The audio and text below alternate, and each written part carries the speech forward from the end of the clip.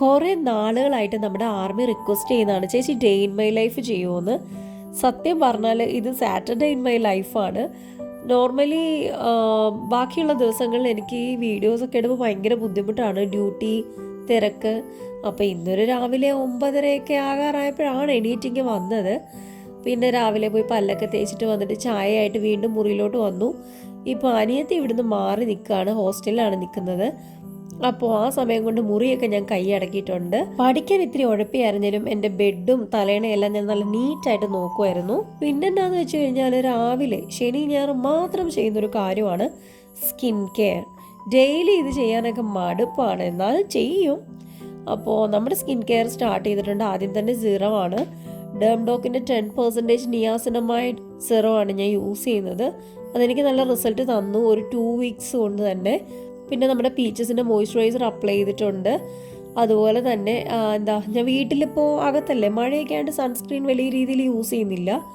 പിന്നെ ഞാൻ നമ്മുടെ ഒരു ലോക്കൽ ലിപ് ബാമാണ് യൂസ് ചെയ്യുന്നത്. വർഷങ്ങളായിട്ട് ഈ ലിപ് ബാമാണ് യൂസ് ചെയ്യുന്നത് കേട്ടോ. പിന്നെ നമ്മുടെ ഗ്ലൂട്ടാഹയയുടെ ഒരു ബോഡി ടാനൊക്കെ റിമൂവ് ചെയ്യാനായിട്ടുള്ളൊരു മോയ്സ്ചറൈസർ, ഒരു ലോഷൻ യൂസ് ചെയ്യുന്നുണ്ട്. ഇത് വെക്കാനായിട്ട് തുറന്നപ്പോഴാണ്, നിങ്ങൾ എൻ്റെ അലമാരി കണ്ടിട്ടുണ്ടോ? ഇത്രയും മെസ്ഡപ്പ് ആയിട്ടൊരു അലമാരി നിങ്ങൾ കണ്ടിട്ടുണ്ടാവത്തില്ല. എല്ലാം വാരി വലിച്ച്, എൻ്റെ കള്ളി പോരാഞ്ഞിട്ട് അമ്മയുടെ ബ്ലൗസും സാരി എല്ലാം വലിച്ച് അലങ്കോലമാക്കി ഞാൻ ഇട്ടിട്ടുണ്ട്. ഇതൊക്കെ ഒന്നിന്ന് അടുക്കണം. ഇന്നിനിപ്പം കുറച്ച് പരിപാടിയൊക്കെ ഉണ്ട്. അതിനിടയ്ക്ക് എൻ്റെ കാലെ വന്ന് കടിക്കാൻ വേറൊരാളും. ഈ ഒരു കുഞ്ഞിക്കടി എനിക്ക് കിട്ടി. ഇത് കുഞ്ഞല്ല, ഇവിടുത്തെ അമ്മക്കുട്ടിയാണ്, എന്നാലും പാവമാണ് കേട്ടോ. ഞാൻ ഉമാരെ വാശി പിടിപ്പിക്കുക, എനിക്ക് വേറെ എന്നാ പണി. പിന്നെ രാവിലെ ആയിക്കഴിയുമ്പോൾ എൻ്റെ മുറിയിലും ഹോളിലും കഴിഞ്ഞാൽ കിച്ചണിലും ഒക്കെ ഇതുപോലെ ചന്ദനത്തിന് ഞാൻ കത്തിച്ചു വെക്കും. എന്നാന്ന് വെച്ചാൽ ഭക്തിയും കാര്യങ്ങളൊന്നുമല്ല, എനിക്കൊരു പോസിറ്റിവിറ്റി, നല്ലൊരു സ്മെല്ല് വേണം റൂമിനകത്ത്. പിന്നെ ലൈറ്റൊക്കെ ഇട്ട് നല്ലൊരു എസ്തെറ്റിക് മോഡിലാക്കിയിടാനാണ് എനിക്ക് എപ്പോഴും ഇഷ്ടം കേട്ടോ. കുഞ്ഞിപ്പൂച്ച കണ്ടോ, ലൈറ്റൊക്കെ കണ്ടിട്ട് ഭയങ്കര ആകർഷണമാണ്. ഇവളെ വെച്ച് ഞാൻ ആ മഞ്ഞപ്പൊടിയുടെ മറ്റേ ആ സംഭവം ഇല്ലേ, ട്രെൻഡിങ് ആയിട്ടുള്ളത്, അത് ചെയ്യാനൊക്കെ പ്ലാനുണ്ട്. പിന്നെ ഫാൻ ഫിക്ഷൻ എഴുതാനായിട്ട് അങ്ങ് ഇരുന്നു.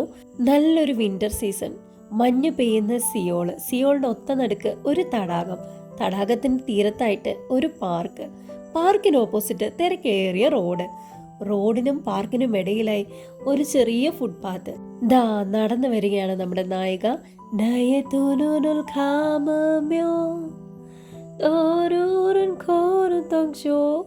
അയ്യോ, അപ്പോഴേക്കും ബ്രേക്ക്ഫാസ്റ്റിന് ടൈം ആയിട്ടുണ്ടായിരുന്നു. കുക്കുംബറും പിന്നെ കടല വേവിച്ചതും പിന്നെ നമ്മുടെ മാതള നാരങ്ങയും നോർമൽ നാരങ്ങയും എല്ലാം കൂടെ ചേർത്തിട്ടൊരു ചെറിയ ബ്രേക്ക്ഫാസ്റ്റാണ്. ഇപ്പം ഞാൻ ഡയറ്റിലാണ് കേട്ടോ. പിന്നെ ഇതിലേക്ക് ഇത്തിരി പെപ്പർ ഞാനിങ്ങനെ തൂവിയിട്ടുണ്ടായിരുന്നു. വലിയ രുചിയൊന്നുമില്ല, എന്നാലും ഞാനങ്ങ് എൻജോയ് ചെയ്ത് കഴിക്കുന്നു.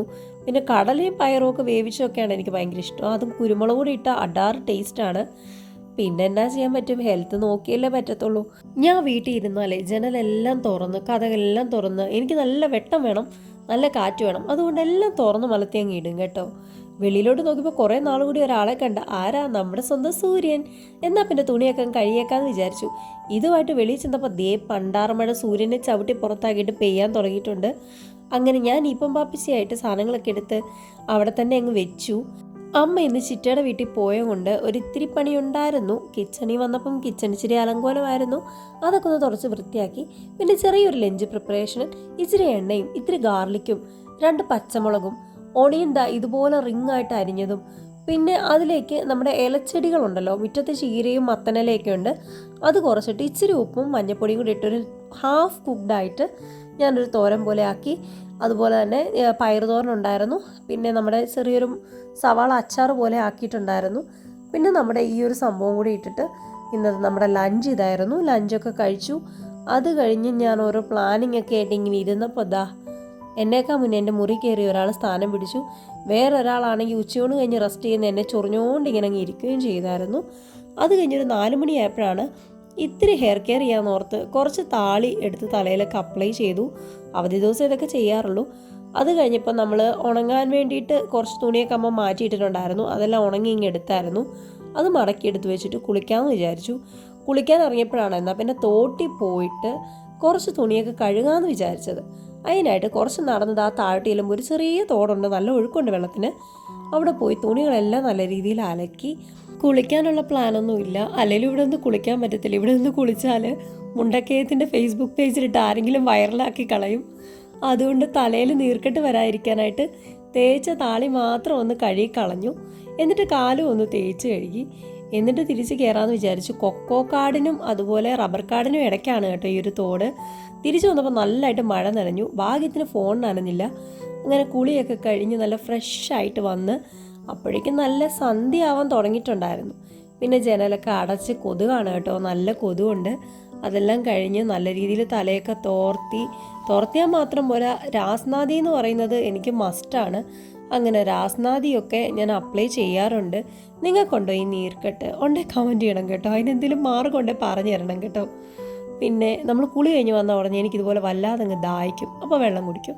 പിന്നെ നമ്മുടെ നിയാസിനമൈഡിൻ്റെ 10% ഡെർംഡോക്കിൻ്റെ സെറം ഉണ്ടല്ലോ, അത് ഞാൻ അപ്ലൈ ചെയ്തു. രാവിലെ ഞാൻ തേക്കുന്ന സാധനം തന്നെയാണ് കേട്ടോ. പിന്നെ നമ്മുടെ നോർമലായിട്ടുള്ള മോയ്സ്ചറൈസറും ഇട്ട് രാത്രിയിലാകുമ്പോൾ പിരികം ഒന്ന് ഷെയ്ഡ് ചെയ്യും. പിരികം വളരുമെന്നുള്ള എൻ്റെ ഓരോരോ വിശ്വാസങ്ങളാണ്. പിന്നെ ഇതെനിക്ക് അമ്മു ഗിഫ്റ്റ് ചെയ്തതാണ്. ലാക്മേയുടെ നല്ലൊരു ലിപ്സ്റ്റിക്കാണ് കേട്ടോ. വേണേൽ ലിങ്ക് കൊടുക്കാം കേട്ടോ.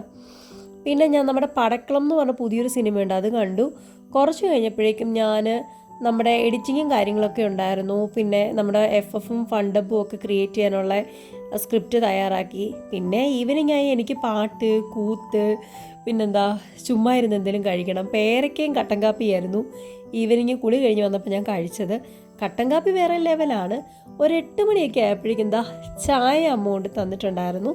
ഇങ്ങനെ ഈവനിങ് ടൈമിലാണ് നെയിൽ പോളിഷും കാര്യങ്ങളൊക്കെ ഇടുന്നത്. പിന്നെ പുറത്തേക്ക് നോക്കി ചെറിയ മഴയൊക്കെ എൻജോയ് ചെയ്ത് പാട്ടൊക്കെ പാടി ഇങ്ങനെ ആസ്വദിച്ചിരിക്കുകയാണ്. എന്നാന്നറിയാൻ മേല, മൈൻഡൊന്നും സെറ്റല്ല.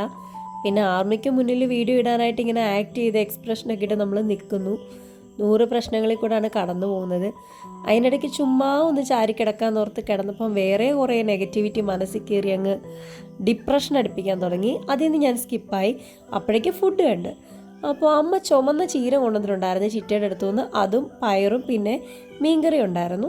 ഇത് 3ഉം കൂടെ കൂട്ടിയിട്ട് ഡിന്നർ കഴിച്ചു. അത് കഴിഞ്ഞപ്പോൾ നമ്മുടെ കുഞ്ഞിപ്പൂച്ചയെ കൊണ്ട് ഞാൻ ഈ മഞ്ഞപ്പൊടി പരീക്ഷിച്ച് ഫ്ലോപ്പായി.